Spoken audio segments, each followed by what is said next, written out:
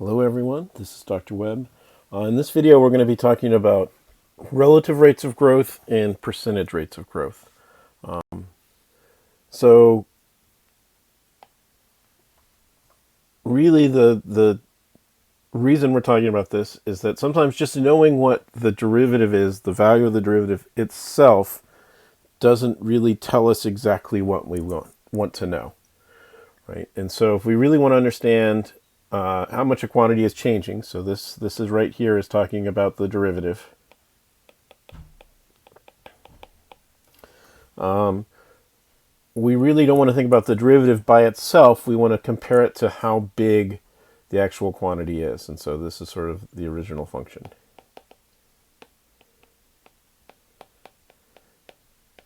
And so the idea is that f prime of x tells us in terms of the value of the absolute of the function itself tells us more sometimes. Okay. So what exactly do I mean by that? Let's start with a real timely example. So I looked up values for March 25th when I was writing these slides. This was the most recent date which had full data. And so looking at that data on March 25th, the state of Virginia reported 101 new cases of COVID-19. The state of New York reported 6,618 new cases of COVID-19. In Australia, the entire country of Australia reported 359 cases of COVID-19. Right? And so,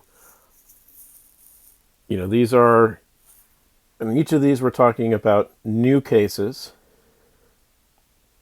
And so we can think about these as representing, excuse me, the change in the number of cases on that day.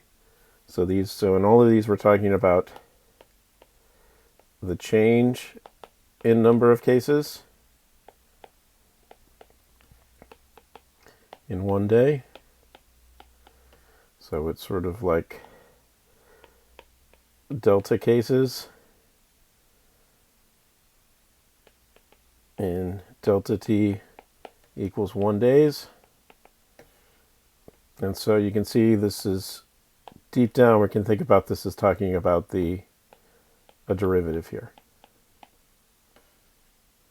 Okay. So putting these lining up, these new cases, well, do these numbers really tell you about very much about the spread of COVID-19? That's sort of the real question here. Well, what's important also to factor in is also what are the total number of cases. So the new cases we can kind of think about as talking about the derivative of the total cases. Okay? And so what were the total cases? Well, in Virginia, there were 391 total cases. 101 of those were new. In New York, there were 32,996 new cases, so almost 33,000 new cases, of which over 6,000 were new. In Australia, there were over 2,000 total cases, of which the 359 were new. Okay. And so let's think about each of these as talking about functions. So I copied the table from before, and we're going to create functions to talk about number of cases in Virginia. So in each of these, if we think about that 391, that's talking about the number of cases. So then what's the 101 talking about? Well, that's talking about the derivative of this function. Right? So we can think about, if we let t naught represent the day March 25th, then the number of cases is 391. The change is talking about the derivative, that's 101. If we're looking at New York, the number of cases is the value of our function. The value of the derivative is talking about the number of new cases. And similarly for Australia, total cases, talking about the value of the function. New cases, talking about the value of the derivative. Right?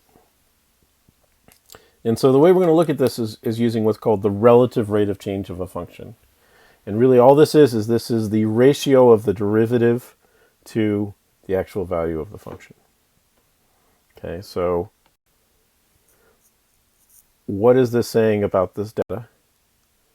Well, so the value of the derivative on March 25th was 101 for Virginia. The total number of cases was 391, which gives the value of the relative rate of change to be 0.2583. And we can repeat this with New York. We get 0.2006. And we can repeat this with Australia being 0.1342. And so if you notice, even though Virginia has the least number of new cases, it also has by far the least number of total cases. And so we ended up with the highest relative rate between these three.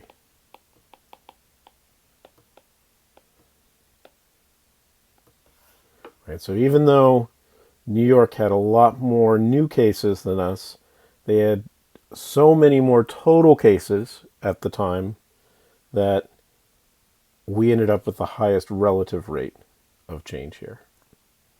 Okay, so let's think a little bit more about this relative rate. So we get 0.2583. Right, so all of this we're thinking about this as being, remember, this is talking about new cases over total cases. That's where that decimal comes from. And so deep down we can think about it as a percentage. This is saying 25.83% of the cases were new. So this is the percentage of the number of new cases. Or, sort of rearranging that thought, this is saying that the total number of cases in Virginia increased by 25.83%. Okay, so this is that written out. On March 25th, the number of cases of COVID-19 in Virginia increased by 25.83%. It made sense to go from this decimal to a percentage, and that's often how we usually think about the relative rate of change. Okay. And so you can see, and so that makes it more natural to think sometimes about the percentage rate of change. And so all the percentage rate of change is same as we did before. We took the relative rate and then multiplied by 100%, turned it into a percent. So it's just the relative rate into a percent. Okay. And so this is what we get for the percentage rate of change. So this is the percentage rate increase, percentage rate of change for Virginia, New York, and Australia. Again, these are just raw values. I'm not trying to make any judgment on how Virginia, New York, or Australia is dealing with this. I'm just looking at these as raw numbers. As the data goes, there's a lot of issues with this data. The number of cases reported is not the true number of cases. It's just the number of ones that they've done tests, and so there's all sorts of issues with how much testing there is.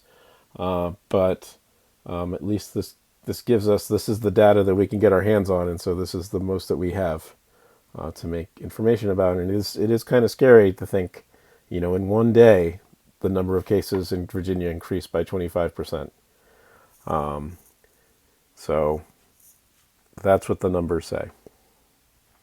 Okay, so here's a practice problem that is not COVID-19 related. So for this practice problem, giving you a profit function for a company. So the profit function is 3t squared plus 6t plus 15, where t equals 0 is the current year. So the three questions I want you to answer for this is first of all, what is P5 and what is P prime of 5? What do these numbers represent? So in answering this, include the units. For each of these, try and write a full, complete English sentence describing what those values would mean.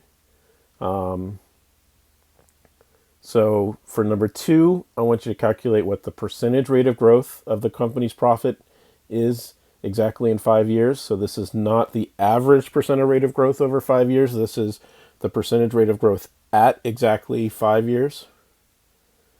And then lastly, I want you to think about what's going to happen to this percentage rate of growth as time goes forward. If, given this function, what's going to happen to the percentage rate of growth as t goes to infinity? Okay. Good luck. Stay strong. I hope to see you soon. Bye.